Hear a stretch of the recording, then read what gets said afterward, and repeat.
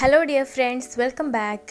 അപ്പോൾ ഇന്ന് ഞാൻ ഒരു കേക്ക് വ്ളോഗായിട്ടാണ് വന്നിട്ടുള്ളത്. അപ്പോൾ 2 2 ടയർ കേക്ക് ഒരുമിച്ച് ഓർഡർ വന്നപ്പോൾ ഞാൻ അതെങ്ങനെയാണ് മാനേജ് ചെയ്തത് എന്നൊക്കെയാണ് ഈ ഒരു വീഡിയോയിൽ കാണിക്കുന്നത്. അപ്പോൾ അതിനു മുന്നേ നിങ്ങൾ എൻ്റെ ചാനൽ ആദ്യമായിട്ടൊക്കെയാണ് കാണുന്നതെങ്കിൽ ചാനൽ സബ്സ്ക്രൈബ് ചെയ്യാൻ മറക്കരുത്. സബ്സ്ക്രൈബ് ചെയ്തതിന് ശേഷം അതിന് തൊട്ടപ്പുറത്ത് കാണുന്നൊരു ബെല്ലൈക്കണും കൂടിയുണ്ട്. അതും കൂടി ഒന്ന് എനേബിൾ ആക്കി വെച്ചാൽ ഇനി ഞാൻ വീഡിയോസിൽ ഇടുമ്പോൾ നിങ്ങൾക്ക് പെട്ടെന്ന് നോട്ടിഫിക്കേഷൻ കിട്ടും. അപ്പോൾ നമുക്ക് നേരെ വീഡിയോയിലേക്ക് പോവാം. അപ്പോൾ ആദ്യം തന്നെ കേക്കിൻ്റെ സ്പോഞ്ച് ഉണ്ടാക്കാൻ വേണ്ടി ഞാൻ ഒരു 10 മുട്ട എടുത്തിട്ടുണ്ട്. അതിലേക്ക് ഒരു 2.25 കപ്പ് പഞ്ചസാരയും 2.5 ടീസ്പൂൺ വാനില എസൻസും കൂടി വെച്ചിട്ട് ഒന്ന് ബീറ്റ് ചെയ്യാൻ വേണ്ടി വെച്ചിട്ടുണ്ട്. അപ്പം എഗ്ഗ് ചിലത് വലുതും ചിലത് ചെറുതുമായിരുന്നു. അതുകൊണ്ടാണ് കേട്ടോ ഞാനൊരു 10 എടുത്തത്. അല്ലെങ്കിൽ എല്ലാം വലുതൊക്കെ ആണെങ്കിൽ 9 മുട്ട വരെ എടുത്താൽ മതി. അപ്പോൾ ഓർഡർ ഉണ്ടായിരുന്നത് 2 2 ടയർ കേക്ക്, അത് രണ്ടും 2 കിലോൻ്റെ വെച്ചായിരുന്നു. പിന്നെ ഒരു ട്രസ് ലച്ചസ്. ഇപ്പോൾ ഞാൻ ഉണ്ടാക്കിക്കൊണ്ടിരിക്കുന്നത് ഒരു ട്രസ് ലച്ചസ് കേക്കിനും പിന്നെ ഒരു 2 ടയർ കേക്കിനും കൂടിയുള്ള ബാറ്ററാണ്. അപ്പോൾ അതിന് വേണ്ടിയിട്ടുള്ള ഡ്രൈ ഇൻഗ്രീഡിയൻസ് എല്ലാം ഒന്ന് റെഡിയാക്കിയെടുക്കും. അതിനുവേണ്ടി 3 കപ്പ് മൈദപ്പൊടി, അതിലേക്ക് 1.5 teaspoon baking powder, 1/4 teaspoon baking soda, പിന്നെ ഒരു 1/2 ടീസ്പൂൺ ഉപ്പ്, ഇവയെല്ലാം കൂടി ഇട്ടിട്ട് ഒന്ന് മിക്സാക്കി കൊടുക്കുന്നുണ്ട്. 2 3 പ്രാവശ്യം നന്നായിട്ട് അരിച്ചെടുക്കാം.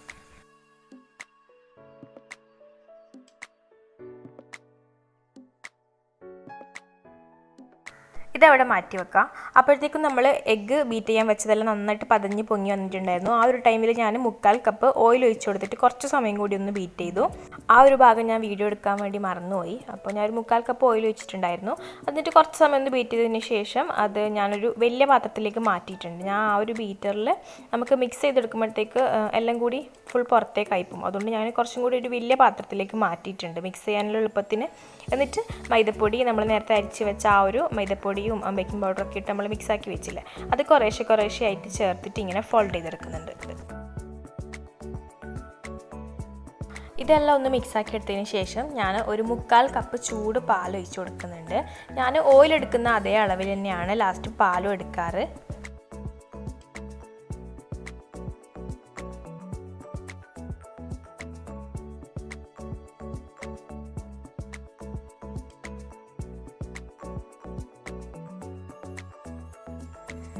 അപ്പോൾ കേക്കിൻ്റെ ബാറ്റർ റെഡി ആയിട്ടുണ്ട്. ഇനി ഇത് ബേക്ക് ചെയ്യാൻ വേണ്ടി വെക്കാം.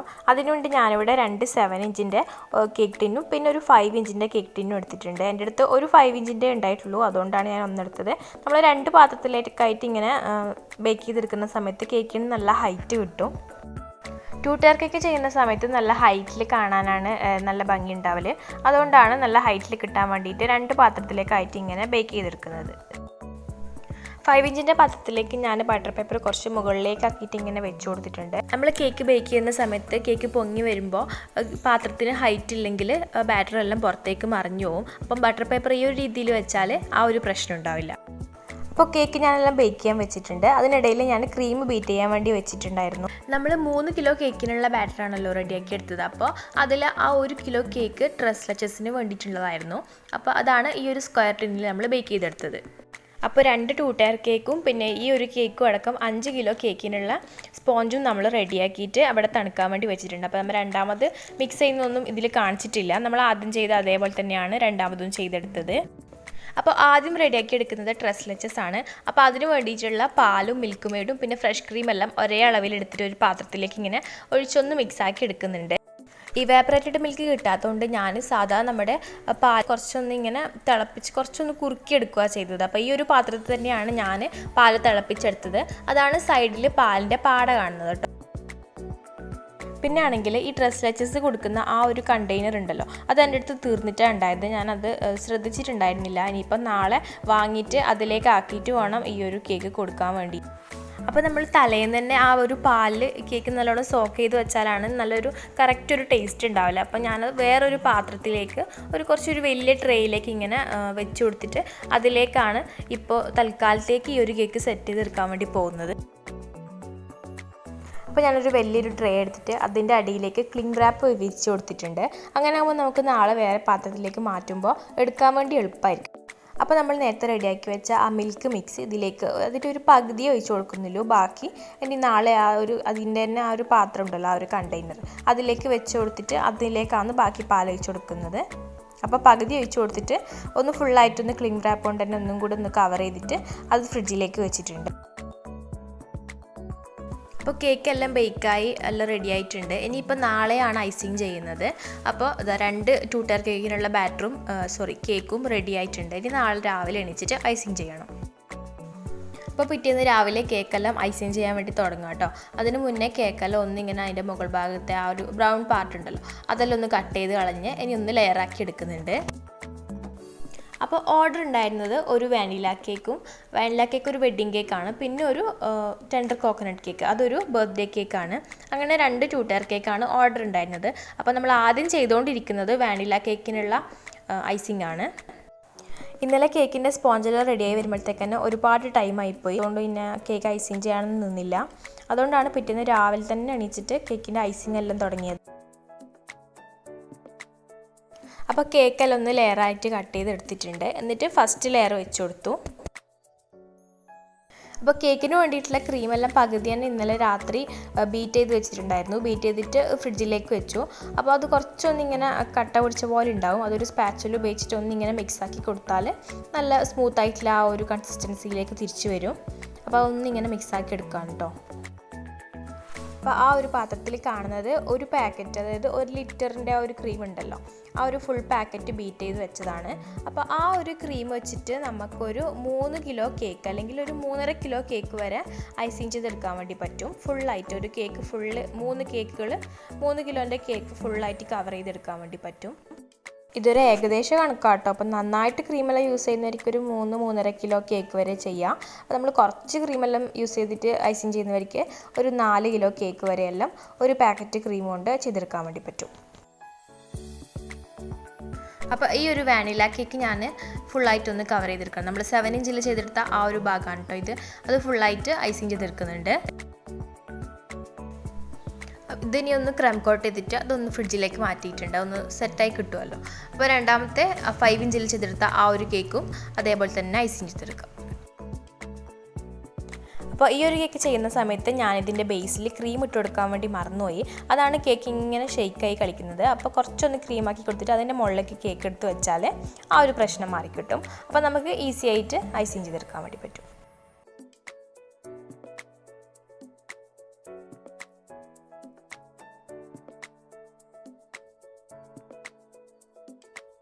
അപ്പോൾ 5 ഇഞ്ചിൽ ചെയ്ത ഈ ഒരു കേക്കും ഫുള്ളായിട്ട് ഐസിങ് ചെയ്യുന്നുണ്ട്. ഇതിന് ഞാൻ ക്രം കോട്ട് ചെയ്തിട്ട് ഫ്രിഡ്ജിൽ വെക്കാനൊന്നും നിന്നില്ല, കാരണം ടൈം പോവുകയാണല്ലോ. അപ്പോൾ ഇത് ഉച്ചയ്ക്ക് കൊടുക്കേണ്ട കേക്കാണ്. അപ്പോൾ ഞാൻ ഈ ഒരു കേക്ക് ഫുള്ളായിട്ട് ഐസിങ് ചെയ്തെടുക്കുന്നുണ്ട്. ഈ ഒരു കേക്കിൻ്റെ ഫുൾ ഐസിങ് എല്ലാം കഴിഞ്ഞ് ഫ്രിഡ്ജിലേക്ക് എടുത്ത് വെച്ചതിന് ശേഷം നമ്മൾ ആദ്യം ക്രം കോട്ട് ചെയ്ത് വെച്ച ആ ഒരു കേക്കും ഫുള്ളായിട്ട് ക്രീം കവർ ചെയ്തെടുത്തിട്ടുണ്ട്. എന്നിട്ട് അതും വീണ്ടും ഫ്രിഡ്ജിലേക്ക് തന്നെ വെച്ചു.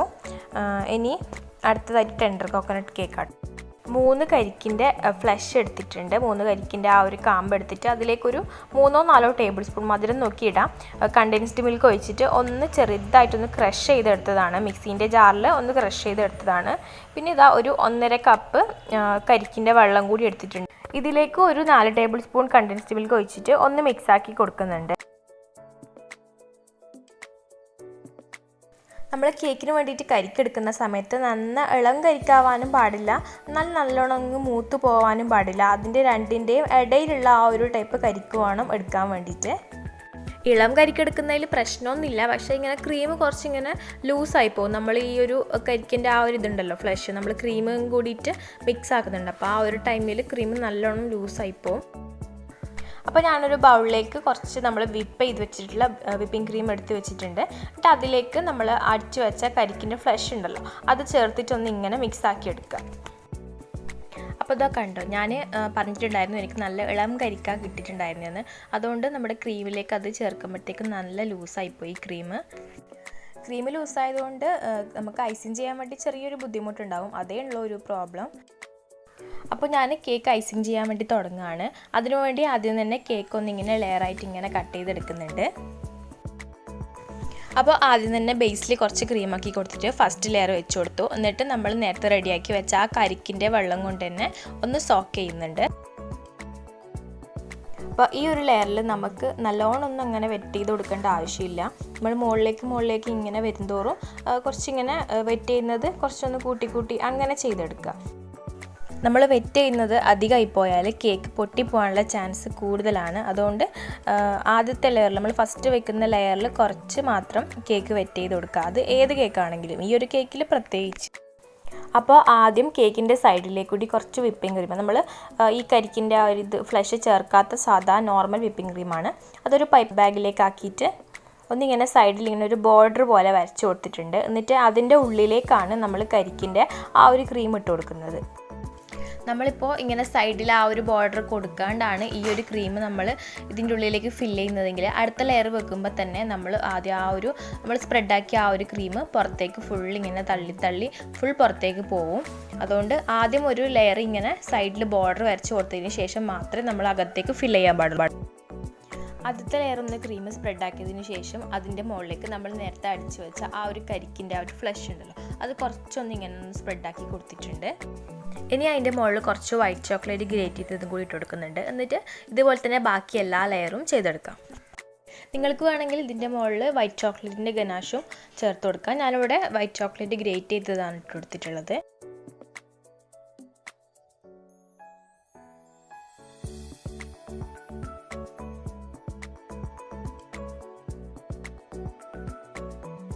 ഈ ഒരു കേക്ക് ഞാൻ ക്രീം കോട്ട് ചെയ്തിട്ട് ഫ്രിഡ്ജിലേക്ക് വെച്ചിട്ടുണ്ട്. എന്നിട്ട് 5 ഇഞ്ചിൽ ചെയ്തെടുത്ത ആ ഒരു കേക്കിൻ്റെ മുകളിൽ വെക്കാനുള്ള കേക്ക് അതുപോലെ തന്നെ ഒന്ന് ലെയർ ആക്കിയിട്ട് ഇതും കൂടി ഒന്ന് ഐസിങ് ചെയ്തെടുക്കുന്നുണ്ട്.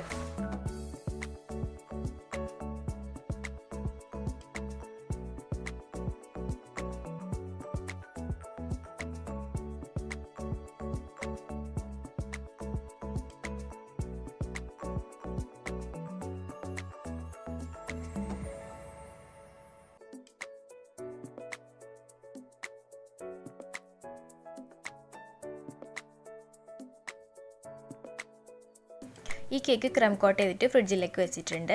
എന്നിട്ട് നമ്മൾ ആദ്യം ചെയ്ത വെഡ്ഡിങ് കേക്ക് അതിലേക്ക് ചെറിയൊരു സ്പാച്ചുല ഡിസൈൻ പോലെ ഇങ്ങനെ ഒന്ന് കൊടുക്കാനുണ്ടായിരുന്നു. പക്ഷെ ഞാനത് മറന്നുപോയി, ആ ഒരു കാര്യം ഞാൻ മറന്നുപോയി.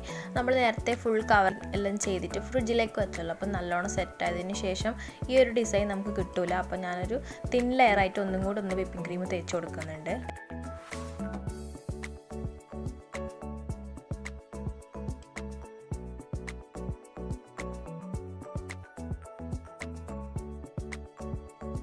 ക്രീം ഫുള്ളായിട്ട് കവർ ചെയ്തതിന് ശേഷം സ്പാച്ചുലൻ്റെ ഈ ഒരു ഭാഗം വെച്ചിട്ട് ജസ്റ്റ് ഇങ്ങനെ ഒന്ന് പ്രസ് ചെയ്ത് കൊടുക്കുക. മെല്ലൻ ഇങ്ങനെ തൊട്ട് കൊടുത്താൽ മതി, എന്നാൽ തന്നെ ഈ ഒരു ഡിസൈൻ വന്നോളൂ.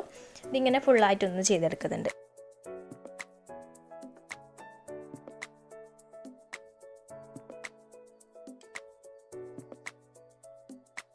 അപ്പോൾ വെഡ്ഡിങ് കേക്കിൻ്റെ താഴത്തെ ഈ ഒരു ലെയർ റെഡി ആയിട്ടുണ്ട്. ഇനി ഇതിൻ്റെ മുകളിൽ വെക്കാനുള്ള ആ ഒരു കേക്കിലും കുറച്ച് ക്രീം ഇങ്ങനെ അപ്ലൈ ചെയ്ത് കൊടുത്തിട്ട് ഒന്നിങ്ങനെ പ്രസ് ചെയ്ത് കൊടുക്കുന്നുണ്ട്.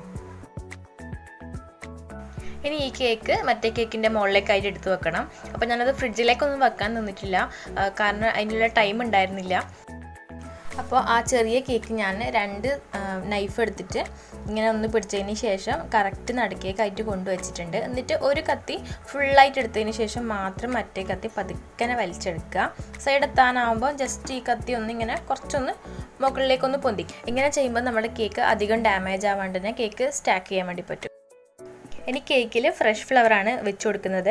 അതിനു മുന്നേ ആ ഫ്ലവറിൻ്റെ തണ്ടിലെല്ലാം ഒന്നിങ്ങനെ ഒരു ഫോയിൽ പേപ്പർ ചുറ്റിയിട്ട് എന്നിട്ടാണ് കേക്കിലേക്ക് കുത്തി കൊടുക്കുന്നത്. അപ്പോൾ ആ ഒരു വെഡ്ഡിങ് കേക്കിൽ പേര് എഴുതിയിട്ട് കുറച്ച് സമയം കഴിഞ്ഞപ്പോൾ തന്നെ അതിൻ്റെ ആൾ വന്നിട്ടുണ്ടായിരുന്നു. അപ്പോൾ തന്നെ അത് ഡെലിവറി ചെയ്തു. ഫോട്ടോ എടുക്കാനൊന്നും ഒന്നും ടൈം ഉണ്ടായിട്ടില്ല.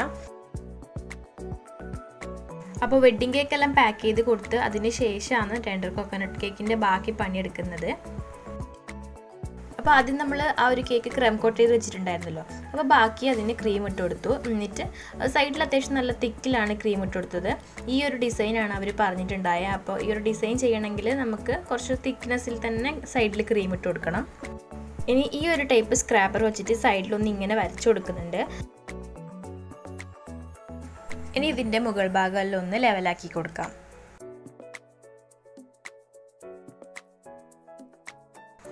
അപ്പോൾ ഈ ഒരു കേക്കിൻ്റെ ഫുള്ള് പണിയെല്ലാം കഴിഞ്ഞു. ഇനി അടുത്ത ഇതിൻ്റെ മുകളിൽ വെക്കേണ്ട ആ ഒരു 5 ഇഞ്ചിൽ ചെയ്തെടുത്ത ആ ഒരു കേക്കും കൂടി ഫുള്ളായിട്ടൊന്ന് ക്രീം ഇട്ട് കൊടുക്കുന്നുണ്ട്.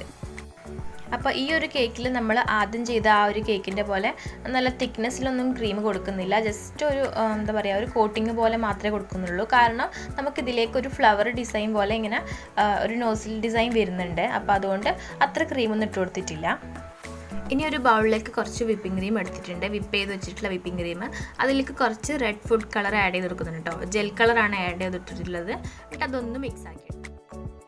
അപ്പോൾ നമ്മൾ വിപ്പിംഗ് ക്രീമിൽ ഈ ഒരു കളർ, ഇത് ഏത് കളറാണെങ്കിലും ആഡ് ചെയ്യുന്ന സമയത്ത് നമുക്ക് കറക്റ്റ് ആ ഒരു കളർ കിട്ടണം എന്നില്ല. അപ്പോൾ നമ്മളിതൊരു ബേസായിട്ട് മാത്രം കൊടുക്കാനാണ് ഉദ്ദേശിച്ചിട്ടുള്ളത്. അപ്പോൾ ഈ ഒരു നോസിൽ നമ്പർ 146 ആട്ടോ. ഇനി ഇങ്ങനെ ഫ്ലവർ അരച്ചു കൊടുത്തിട്ട് അതിൻ്റെ മുകളിലേക്ക് എയർ ബ്രഷ് ചെയ്ത് കൊടുക്കണം. അപ്പോൾ നമ്മൾ ആദ്യം ഒരു വെഡ്ഡിങ് കേക്ക് ചെയ്തിട്ടുണ്ടായിരുന്നു. അപ്പോൾ ആ ഒരു കേക്ക് നമ്മൾ ഡയറക്റ്റ് മറ്റേ കേക്കിൻ്റെ മുകളിലേക്ക് എടുത്തു വെക്കുക ചെയ്തത്. പക്ഷേ ഈ ഒരു കേക്ക് അങ്ങനെ ഞാൻ ചെയ്യുന്നില്ല. കാരണം ഇത് ഭയങ്കര ജ്യൂസി ടൈപ്പ് കേക്കാണ്, നല്ലൊരു മോയ്സ്ചർ കൂടുതലാണ് കേക്കിൽ.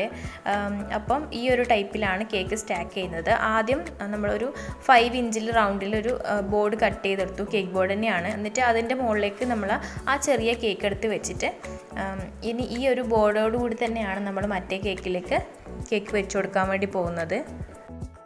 അപ്പോൾ കേക്ക് ബോർഡിലേക്ക് വെച്ചതിന് ശേഷം അതിലേക്ക് ഫുള്ളായിട്ട് ഒന്നിങ്ങനെ ഫ്ലവർ വരച്ച് കൊടുക്കുന്നുണ്ട്. അപ്പം നമ്മളിങ്ങനെ നോസിലുകൾ ഉപയോഗിച്ചിട്ട് ഇങ്ങനെ ഫ്ലവർ വെച്ച് കൊടുക്കുന്ന സമയത്ത് ഇടയ്ക്കിടയ്ക്ക് നോസിൽ ഒരു ടിഷ്യൂ പേപ്പർ വെച്ചോ അല്ലെങ്കിൽ ഒരു നല്ല ക്ലീൻ ആയിട്ടുള്ള ക്ലോത്ത് വെച്ചിട്ടോ ഒന്നിങ്ങനെ ഇടയ്ക്കിടയ്ക്ക് തുടച്ചിട്ടൊന്ന് ക്ലീൻ ആക്കി കൊടുക്കുക.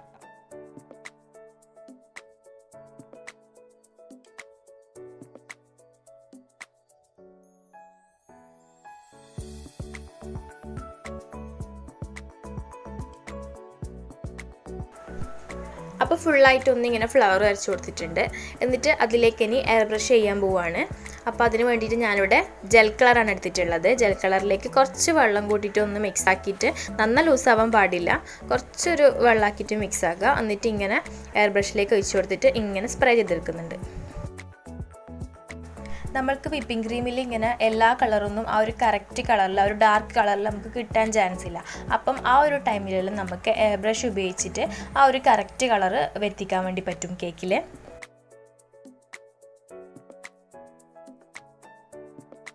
അപ്പോൾ ഇത് ഫുള്ളായിട്ട് കളർ ചെയ്തെടുത്തിട്ടുണ്ട്. ഒരു ചെറിയൊരു തിൻ ലെയറായിട്ട് മാത്രമേ ഉണ്ടാവൂ കേട്ടോ ആ ഒരു കളറ്. അതിനപ്പുറത്തേക്ക് ആ ഒരു ഡാർക്ക് കളർ ഉണ്ടാവില്ല. അപ്പോൾ അത് ഫുള്ളായിട്ടൊന്ന് കളറൊക്കെ കൊടുത്തിട്ട് കുറച്ച് സമയം ഒന്ന് ഫ്രിഡ്ജിലേക്ക് വെച്ചിട്ടുണ്ട്, ഒന്ന് സെറ്റാവാൻ വേണ്ടിയിട്ട്. ഇനി നമ്മൾ കേക്കിൻ്റെ മുകളിലേക്ക് ആ ഒരു കേക്ക് എടുത്ത് വെക്കാൻ വേണ്ടി പോവാണ്. അപ്പോൾ കേക്ക് വെച്ച് കൊടുക്കുന്നതിന് മുന്നേ അതിലൊരു സ്റ്റാൻഡ് പോലെ ഇങ്ങനെ ഒരു സ്ക്യൂവർ വെച്ച് കൊടുക്കുന്നുണ്ട്. നല്ല കട്ടിയുള്ള ടൈപ്പ് സ്ക്യൂവറാണ്. അതിങ്ങനെ കേക്കിൻ്റെ അതേ ഹൈറ്റിൽ ഇങ്ങനെ കട്ട് ചെയ്തിട്ട് അതിങ്ങനെ ഒന്ന് കുത്തി കൊടുക്കുന്നുണ്ട്. അപ്പോൾ ഒരു 3 സ്ക്യൂവറാണ് ഞാനിവിടെ കുത്തി കൊടുക്കുന്നത്. അപ്പോൾ നിങ്ങൾക്ക് വേണമെങ്കിൽ ഒരു 4 or 5 വരെ ഇങ്ങനെ ആ ഒരു റൗണ്ടിൽ ഇങ്ങനെ കുത്തി കൊടുക്കാം. അപ്പോൾ ആദ്യം അങ്ങനെ ഒരു 3 കുത്തി കൊടുത്തതിന് ശേഷം ഒരു വലിയ സ്ക്യൂവർ എടുക്കുക. എന്നിട്ട് കേക്കിൻ്റെ ഫുൾ ഹൈറ്റ് ഒന്ന് അളന്ന് നോക്കുക. എന്നിട്ട് ആ ഒരളവിൽ സ്ക്യൂവർ ഒന്ന് കട്ട് ചെയ്തെടുത്തതിന് ശേഷം നമ്മൾ കുത്തിയ ആ ഒരു നടുക്കിൽ, നമ്മൾ റൗണ്ടിൽ കുറച്ച് സ്ക്യൂവർ കുത്തിയിട്ടുണ്ടായിരുന്നു, അപ്പോൾ അതിൻ്റെ നടുക്കേക്കായിട്ട് ഈ ഒരു വലിയ സ്ക്യൂർ കുത്തി കൊടുക്കുന്നുണ്ട്. എന്നിട്ട് ഇതിൻ്റെ മുകളിലേക്ക് കൂടിയാണ് ആ ഒരു കേക്ക് ഇറക്കി വെക്കാൻ വേണ്ടി പോകുന്നത്. അപ്പോൾ ഞാൻ പറഞ്ഞിട്ടുണ്ടായിരുന്നു ആദ്യം നമ്മളൊരു 5 ഇഞ്ചിലൊരു റൗണ്ട് കട്ട് ചെയ്തിട്ട് അതിൻ്റെ മുകളിലേക്കാണ് നമ്മൾ മുകളിലത്തെ കേക്ക് എടുത്തു വെച്ചിട്ടുണ്ടായിരുന്നത്. അപ്പോൾ ആ ഒരു ബോർഡിന് നടുക്ക് ഒരു ഹോൾ ഇട്ടിട്ടുണ്ടായിരുന്നു, കറക്റ്റ് നടുക്കായിട്ടൊരു ഹോൾ ഇട്ടിട്ടുണ്ടായിരുന്നു. അപ്പോൾ ആ ഒരു ഹോളിലേക്ക് കൂടിയാണ് ഈ ഒരു കേക്ക് ഇങ്ങനെ കുത്തി ഇറക്കി കൊടുത്തത്. എന്നിട്ട് ഇങ്ങനെ വെച്ചതിന് ശേഷം നമ്മളിങ്ങനെ പതുക്കനെ കൈയ്യെടുക്കുക. അപ്പോൾ ഞാൻ എല്ലാ കേക്കിലൊന്നും ഇതുപോലെയൊന്നും അല്ല കേട്ടോ കേക്ക് 2 ടയർ കേക്ക് ഉണ്ടാക്കുന്നത്. ജസ്റ്റ് ഇങ്ങനെ നമ്മൾ ആദ്യം ഒരു വെഡ്ഡിങ് കേക്ക് ചെയ്തില്ലേ, അതേപോലെ ചെയ്തിട്ട് നടുക്കേ കൂടി ഒരു വലിയ സ്ക്യൂർ കുത്തി കൊടുക്കും. പക്ഷേ ഈ ഒരു ടൈപ്പ് കേക്ക് എന്ന് പറയുന്നത് ഭയങ്കര ജ്യൂസിയും മോയിസ്റ്റ് ആയിട്ടുള്ള ഒരു കേക്കാണ്. അതുകൊണ്ടാണ് ഈ ഒരു രീതിയിൽ ചെയ്തെടുത്തത്. അപ്പോൾ അത്രയും ചെയ്തിട്ട് അത് ഫ്രിഡ്ജിലേക്ക് വെച്ചു. എന്നിട്ട് അതിൻ്റെ മുകളിൽ ഇങ്ങനെ ഒരു മിക്കി മൗസിൻ്റെ ഫേസ് ഇങ്ങനെ വെച്ച് കൊടുക്കാനുണ്ട്. അപ്പോൾ അത് ഞാനിങ്ങനെ ഫോണ്ടനിൽ റെഡിയാക്കി എടുക്കാൻ കേട്ടോ.